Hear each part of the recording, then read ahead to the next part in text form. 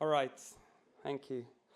So first of all, I would like to introduce myself. I am Gonzalo Herrero, and I'm the curator for Art Dubai Digital 2025. It's been a journey over the last few months, like curating this section of Art Dubai. And something I did as a curator, I mean, you might wonder first of all, like what does a curator do in an art fair, like when normally you should be in a gallery or in a museum. So what I did first, it was looking at like what had happened in this section, which is very unique. It's the 4th year that the digital sections have been happening. And what I decided is I saw that every year there was like a new buzzword.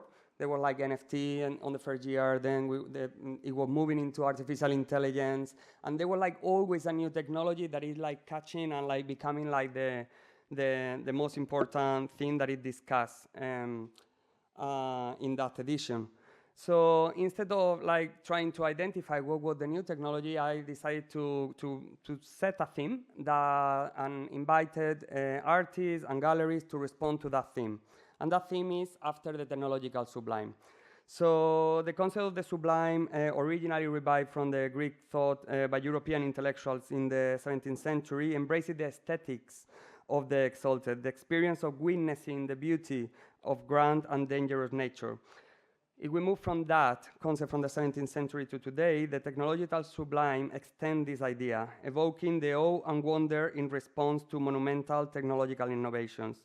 It broadened the traditional notions of the sublime, once used to express the amazement of traveling all over the world and discovering nature from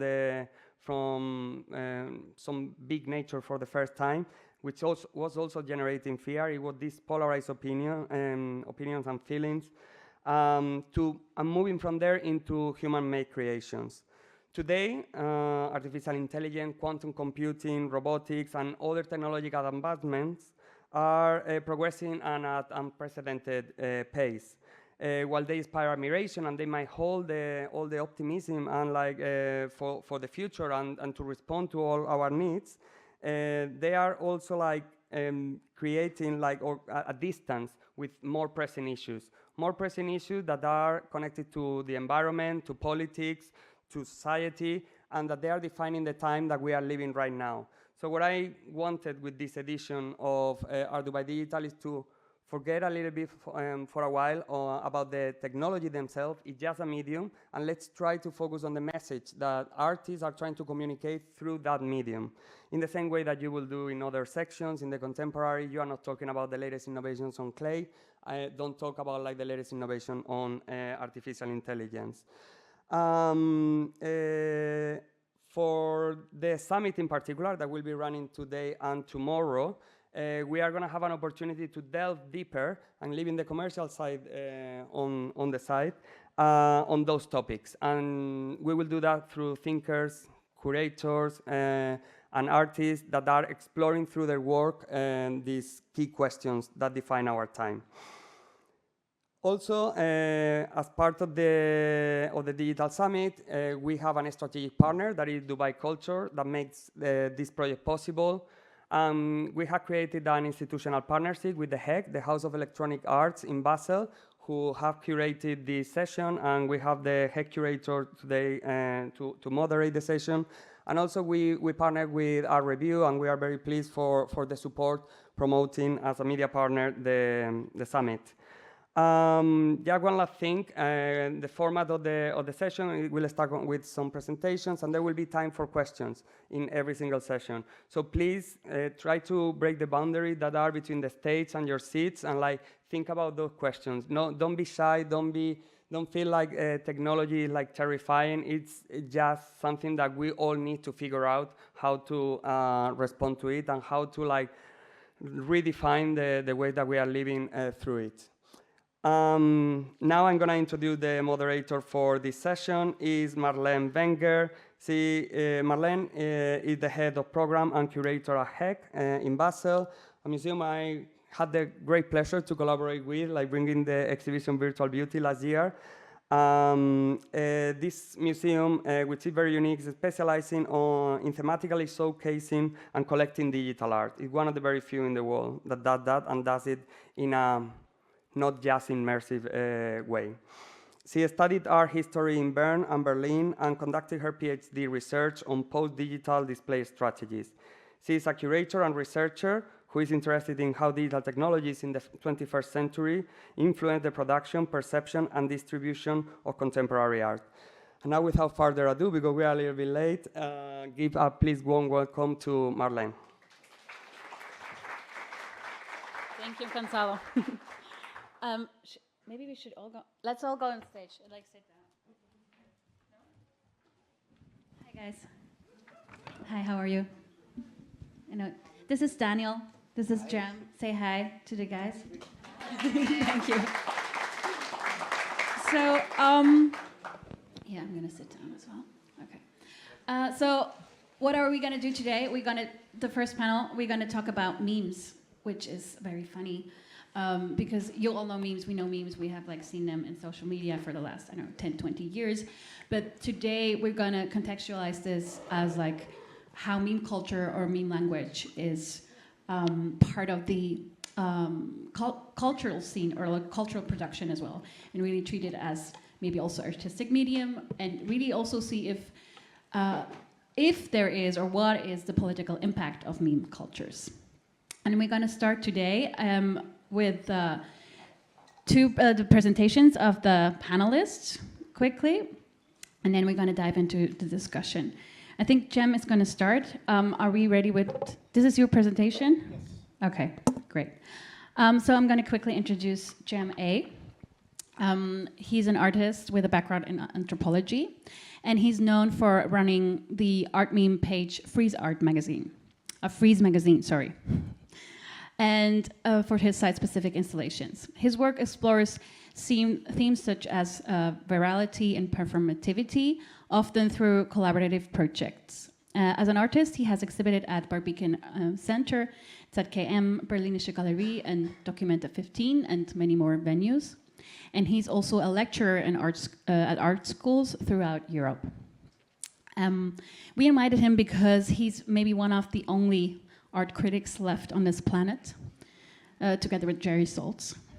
And because I'm really curious to learn more about meme thinking. So please, Cem. Thank you. I like that my work can be described also as art criticism. Like I recently jokingly applied to an art critic residency, and they kind of called my bluff and accepted me. So I like that it can be kind of fluid in this way. So, hi everyone.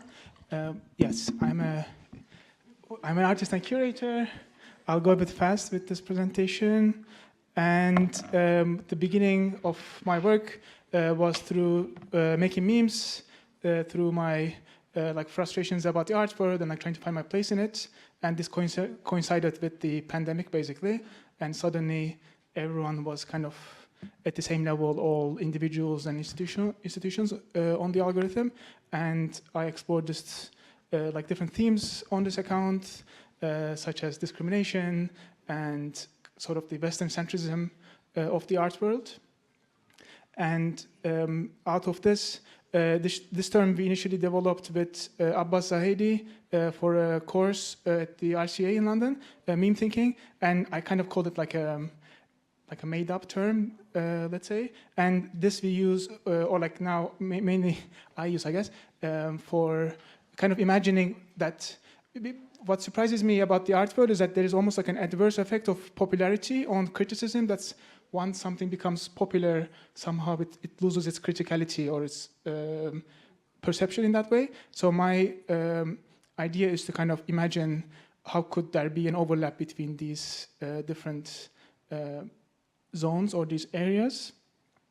And in this, I think it's also important to consider that maybe I use this meme for a few years now, and I feel like the more and more we think about it, this kind of facade is kind of falling now also in a broader sense. But it's important to remember that these institutions were never really accessible or ethical in history, but this is a standard we hold them accountable to, we should hold them accountable to.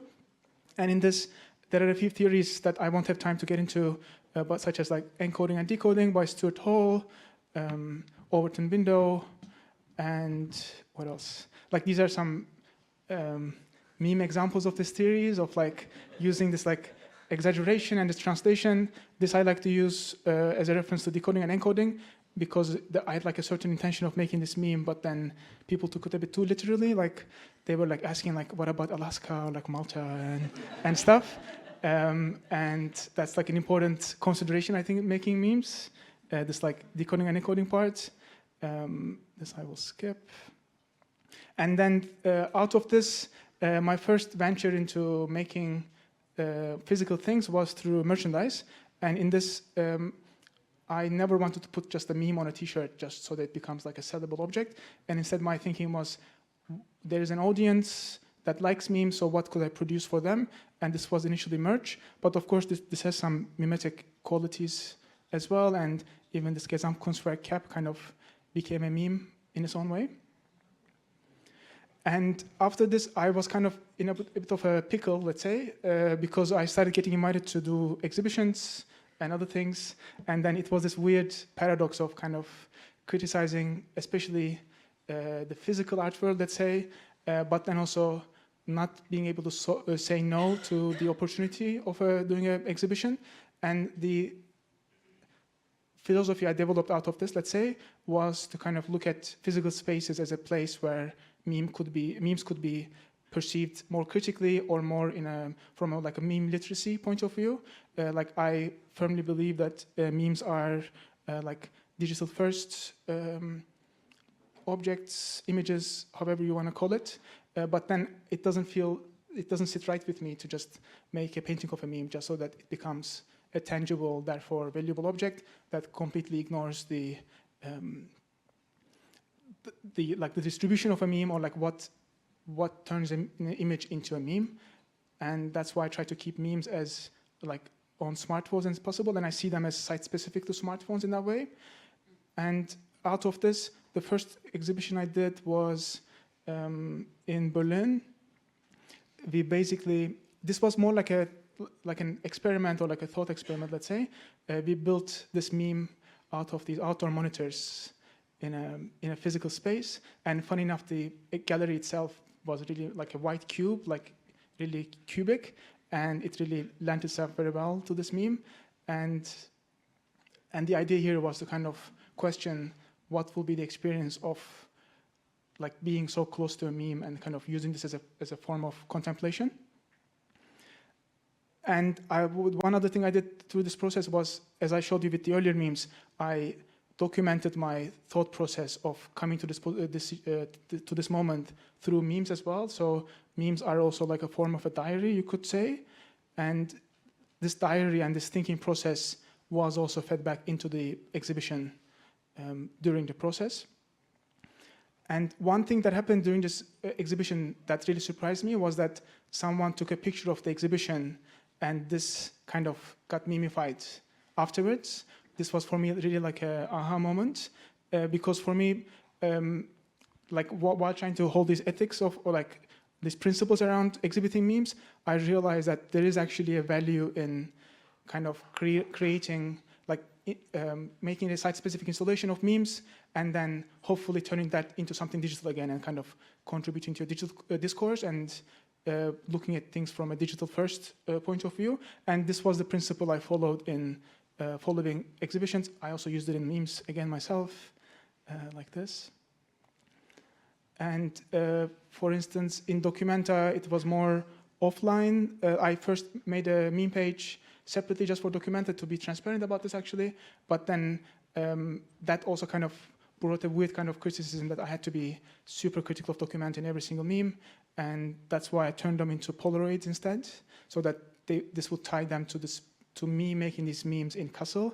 And these became like a series of posters along with other harvests, they're called, kind of that surround the exhibition. So they still had this they were in a social medium, very much like memes are.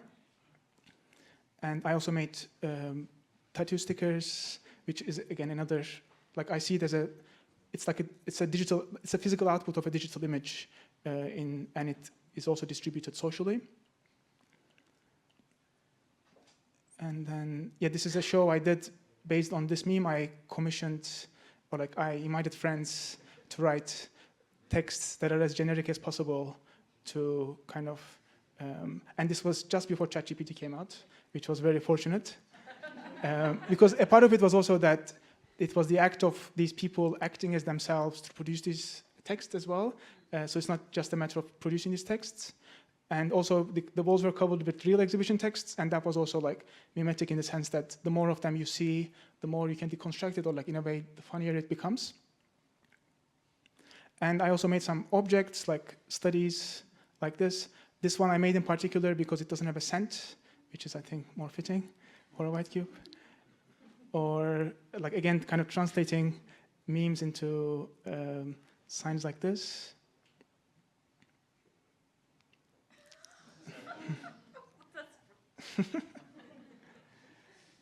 Or yeah, turning this. Sorry, I'm going a bit fast. Like this used to hang in my studio for a while just to make it more self-conscious.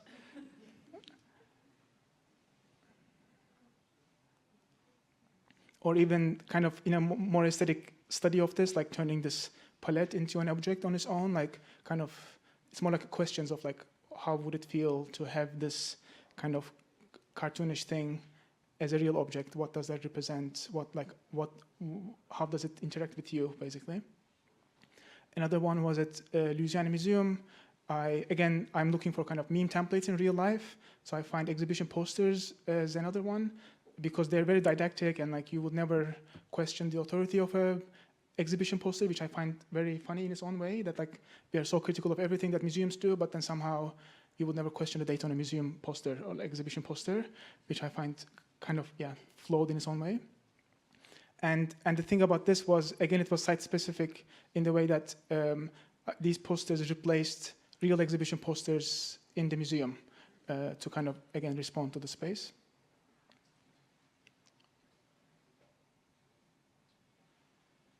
And again, this kind of falls into this weird, like this uncanny valley between being an artist and a curator. In a way, these are also kind of curatorial aspects of an institution, but things that a curators won't necessarily do.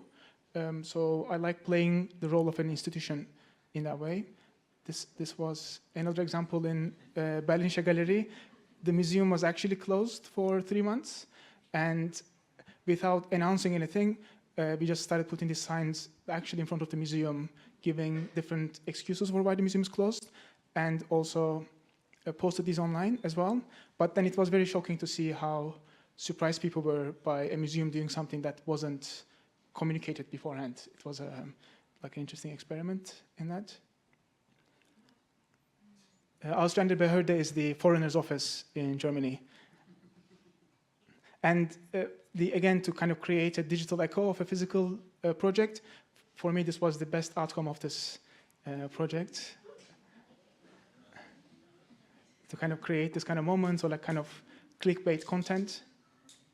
And of course, we also kind of referenced, do you know the dude with sign, this meme page? Like we had some references like that.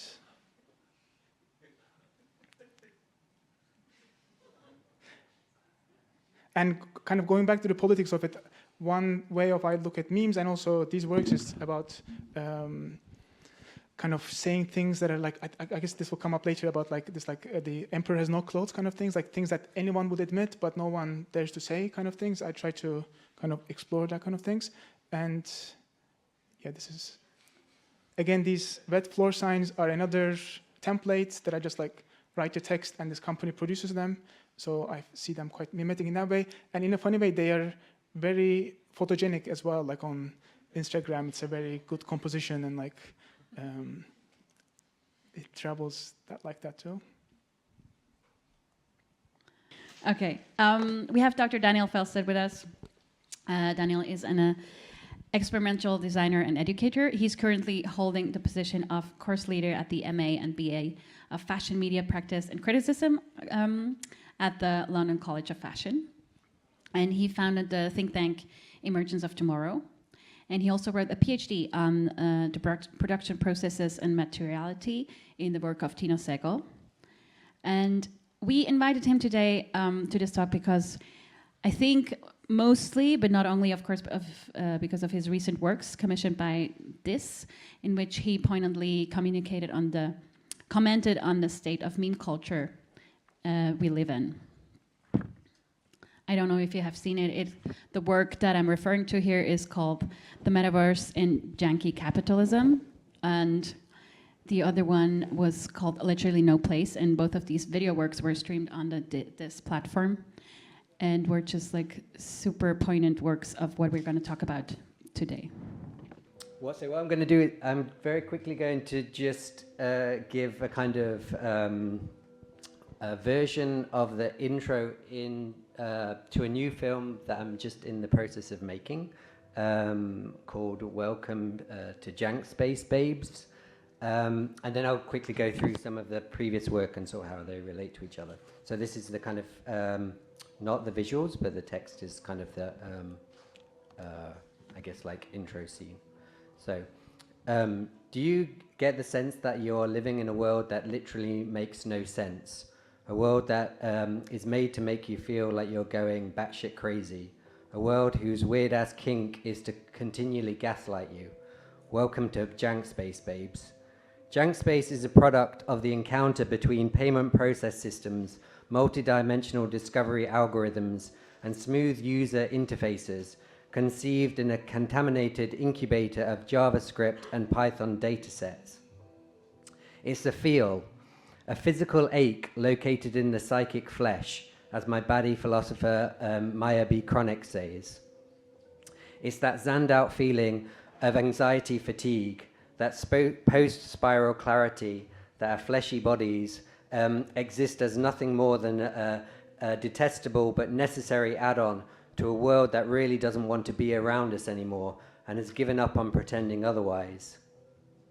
Jank space is the leaking residue of the stack as it metabolizes meat space into hallucinogenic sludge.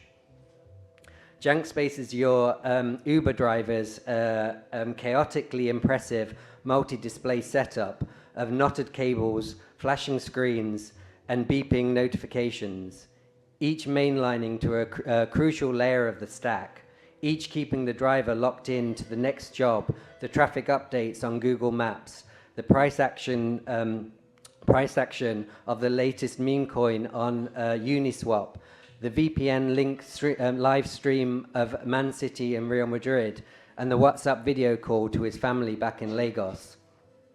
It's the makeshift DoorDash delivery bike, a kludge of economic, technological, and biological demands.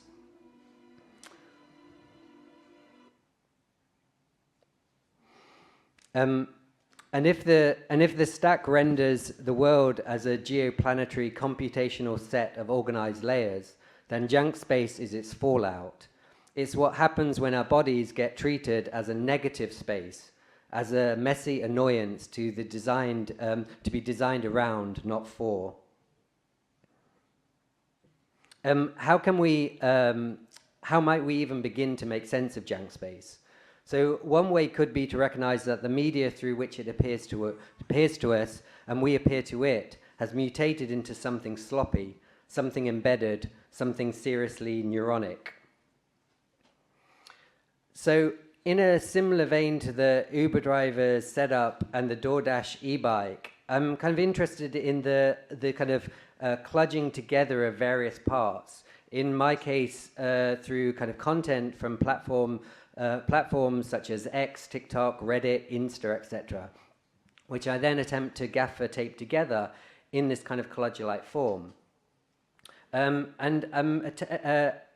of it is a way to try to construct works through this process of over-indexing, of excessively embedding models, processes, content, and styles into one another, of collapsing the otherwise clear distinctions and boundaries that separate different types of content, software, and thinking into one another. So my primary interest concerns the point of contact between the ideological and material forces of cultural production and how our bodies transform and are refashioned in response. So in many ways, my interest has something to do with the understanding of jank space as a kind of base condition, from which we might be able to begin to construct new narratives and form new types of bodies. So my focus on the peculiar and extremely unhinged conditions of contemporary society touches on the plasticity of cultural production and our bodies, that is to say, their respective capacities to simultaneously give and take form, their power to both reflect and help shape our present condition in all its messed up and deranged manifestations. So since 2023, my collaborator Jen Leung and I have been developing a series of video essays that explore the often opaque ideologies that surround big tech, the technologies that they are developing, and how they treat our bodies, how they attempt to make the body absent, and yet how the bodies persist, how it remains a perpetual torment for them and makes a messy mockery of their moronic ideas. So the videos operate as a kind of ongoing attempt to develop a new form of storytelling, one that reflects and articulates the aesthetic and effective qualities of being very online. So the first film, The Metaverse and Janky Capitalism, is presented by an AI-generated Julia Fox, where she muses on the metaverse, how internet dynamics shape ideological trends and why capitalism has become so janky. So here's the trailer for the film. We are living in the age of janky capitalism. Like, seriously, planetary scale computation. You know, where online and offline are no longer two separate spaces one enters in and exits from.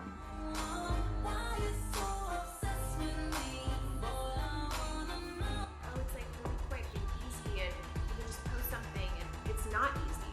It's still a job, and it's still really hard. An age where the 4K render of a slick speculative future, you know, seeps into our laggy present of social neglect, political paralysis, and fucking economic perversity. Oh my God! Yo, bro, just chill. I really don't think you want to do that. Holy shit!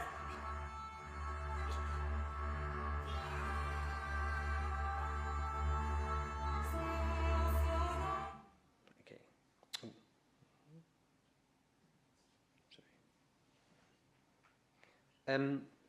So the film itself was commissioned by DIS and was produced for their platform, dis.art.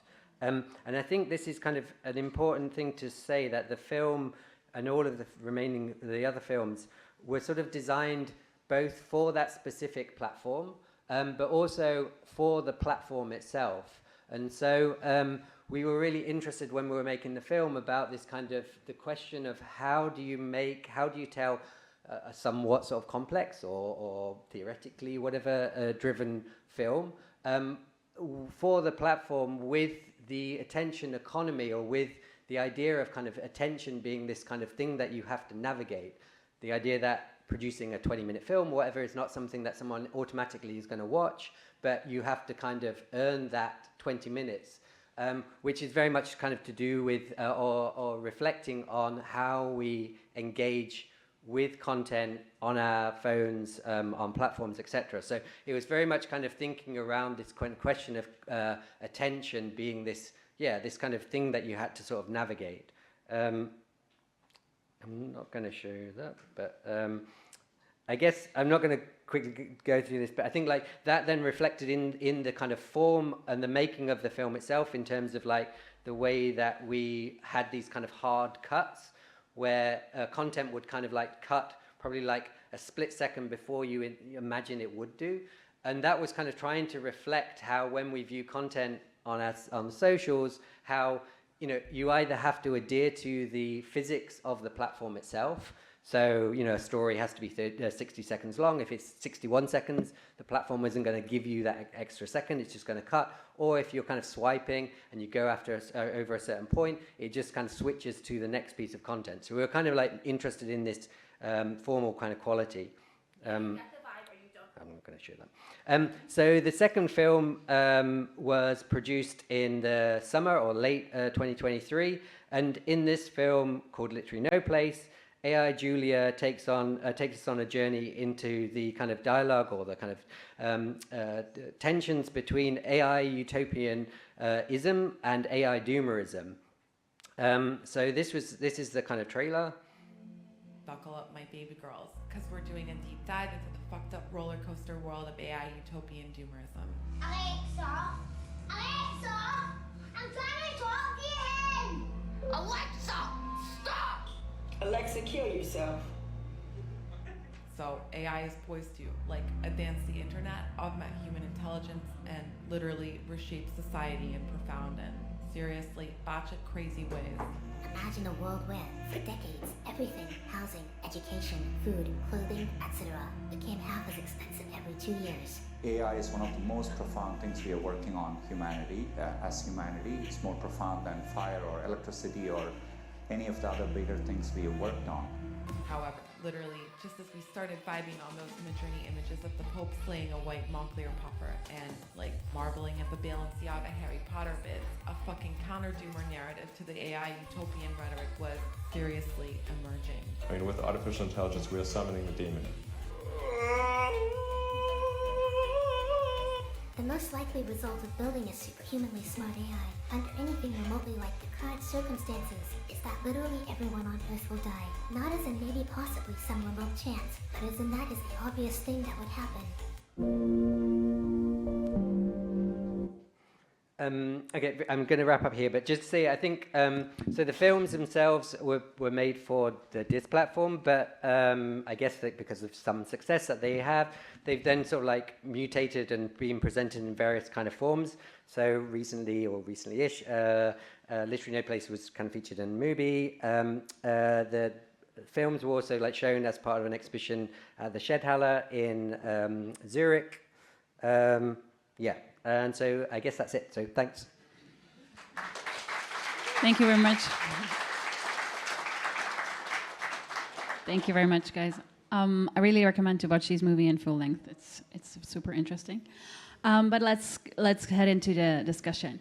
So I have a strange feedback on my microphone. I don't know if this is normal, but let's just ignore it. Huh? Okay. So we have seen in both of your presentations now that a meme is obviously not a picture with a text on it, but it's like much more. And so my first question to jump in would really just be like, what is the function of a meme these days?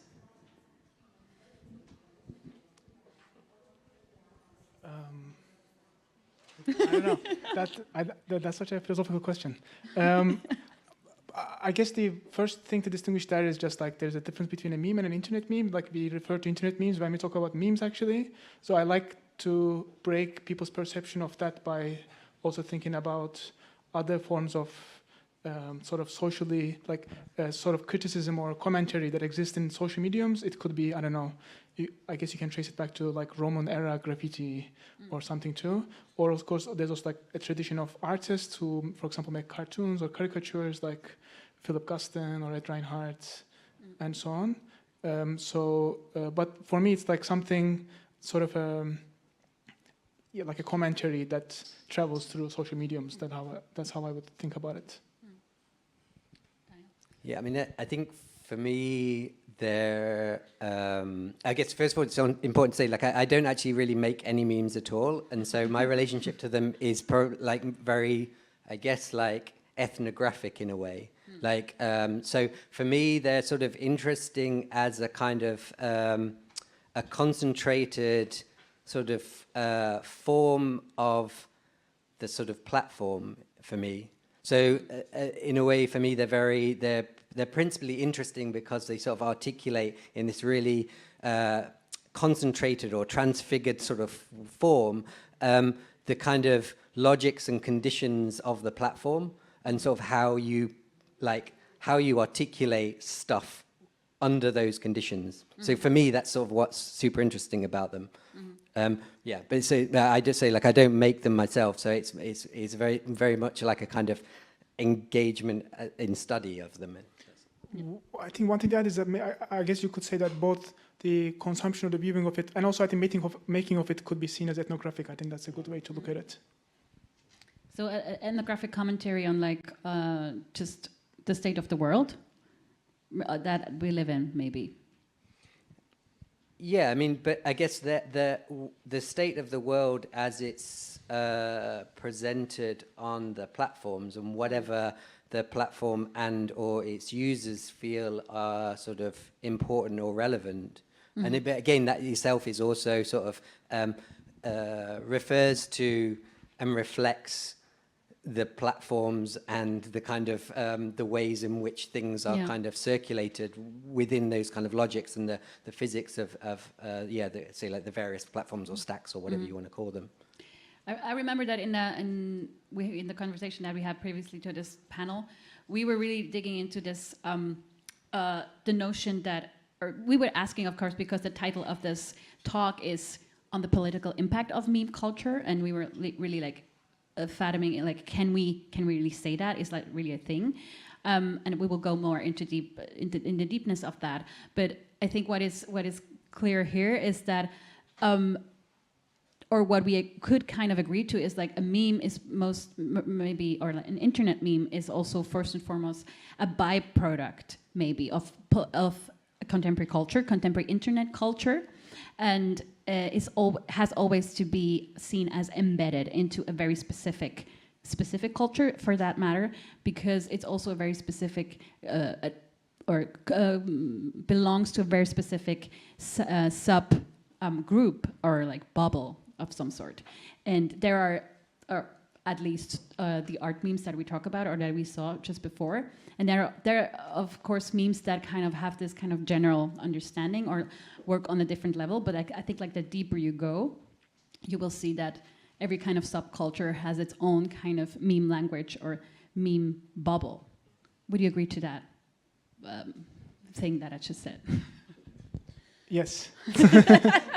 Also, yes. Yeah, okay, thanks. But I guess I would guess just off the back of that, I guess like what is interesting maybe is like maybe it's a question just in terms of like could a meme could the value or the kind of efficacy or whatever the sort of a meme could it operate on a really sort of hyper general level? I'm not sure whether it could. And I think you see that maybe when sort of like brands try to do a meme or something or use it, and it's sort of, it just fails every time. And I do think that's something to do with the sort of, the potency of a meme is something to do with like speaking to a specific audience who, or viewers or users who somehow sort of understand all of the signals and things that are kind of happening. So, yeah. I guess the overlap of what you're saying is that I think they have to be kind of based on lived experience, no matter what that might be. And I think they're all equally valid. And I think that's might be what people are trying to grasp in memes. Like when you're looking from a corporate point of view, it's impossible to encapsulate that. But at the same time, it can be so rich to, I think, observe. Because I'm also interested in like following different meme accounts. There is like, I don't know, forklift memes, there's like death memes, all these interesting communities. It could be very random subjects, and they all really encapsulate something very genuine. And I think that's very ethnographic. I think both from a maker side and also from a receiver side. Yeah, sorry, this is just. But I was thinking as you were saying that, I was just thinking like maybe to refer back to the sort of the political sort of implications of memes. I think like certainly for those people possibly in the art world or possibly from a sort of progressive political position, I think there was a real kind of shock that the far right could use memes in their own way and could use it for very kind of effective purposes, etc. I mean, I remember speaking to an artist who was kind of shocked by the fact that Trump was using memes in 2016, and it felt almost like for her it was like memes are like our domain and our like material, and the far right whoever have like taken this and used it. And so I think that is also a sort of mistake to think that it's kind of owned by a certain group. But it can be used in multiple groups, in various kind of ways. Yeah, two things I want to reply to that because it's actually pointing out to two major like themes that we want to discuss. So I recently saw a documentary that is literally unpacking that, like alt-right memifying Trump into presidency 2016. That's basically how they call it. And I know if any of you like followed this, but so this is a thing that happened. And so when we talk about political impact of meme culture, we definitely have to like address that, I think, because this is maybe not how we as the art world would like to see the political impact of meme culture, but this is definitely like a fact that is happening in the world, for one thing. And for the other thing, what is the question that is also here, like in the room, is who is this we, or who has the authority and the authorship of creating memes for whom, and who is also on the other side, on the reception side of it, and how anonymous have to people to be, to address that you are wearing a mask to not to be identified. How does that play into meme culture and making memes? Before that, I just want to address what you just talked about, because I feel just personally frustrated with this narrative of like far right being very good at making memes. I think this is first of all a very Western-centric and English-speaking-centric perspective. I think it's very easy to find examples of like many other cultures and languages that use memes from a more let's say left-leaning point of view.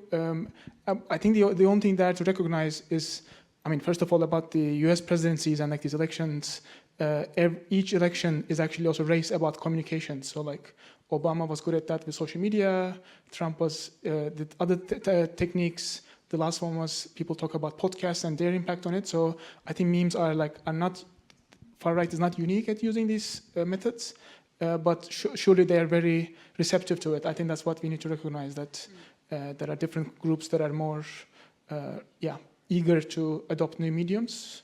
That's how I would think about it. And when it comes to anonymity, I don't know, I have a kind of a contradictory relationship with it. Like for me, it's more about just not being, I just don't want to be visible on camera and I just want to be anonymous digitally, but I'm happy to meet people in person without a mask. I kind of don't like turning this into a spectacle, actually. But yeah, this is the only way I could see it, facilitating it. Thank you. Yeah, I remember when I guess like memes started to get kind of popular on socials, and like I would like post a lot of stuff on there, and like people would ask me like, oh, who produced this in this? And I always found it like a really dumb question, and I do think that's like one of the interesting aspects of memes and the sort of production of it is that it sort of rendered that question sort of ridiculous, and I think that is a really interesting development. I mean, obviously, there's histories of that, whatever, but I think there was something really interesting about, rendering this kind of question of sort of like the author of a meme is kind of like the most stupid question to ask, or sort of, like, why would you pay that attention to try and so I think that there is something very interesting about that in terms of like what that means in terms of the thing itself, and then the value of that thing as it's kind of circulating through the platforms in various ways. I think that's also about how the social media platforms work differently. For example, on Reddit, you post to a page, that's why the authorship is already one level removed from it, but on Instagram it kind of naturally comes with authorship of an account. And I think that also contributes to it for sure. I'm afraid we're already running out of time, but maybe one last question for you guys, and then maybe 2 questions from the audience. No? Gonzalo says no. So no question at all? One last question. Where do you see the future? Like, how will meme culture evolve? Like, I think we saw it a little bit in your presentation, Daniel, like what AI is going to do to us or to the internet. Where do you see the future of memes?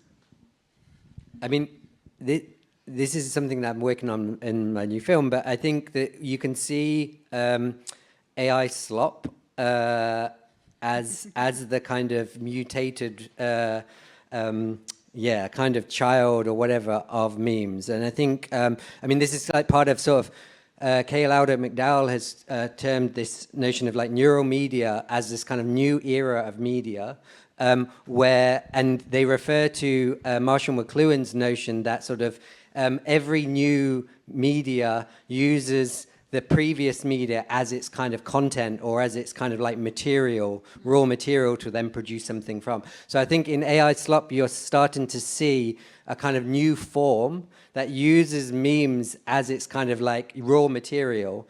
And I think just the political implication thing is, it goes back to that, is that you're starting to see the use of AI slop in order to articulate or kind of present certain political, I guess, ideologies. And again, people from on the progressive side, blah blah. That's something we should really take seriously, because that's actually happening really predominantly on the far right, and they really have instrumentalized that. So I think that for me, that is like what's happening. AI slop is the metabolization of memes into a kind of new form. I think I have more of an old school answer.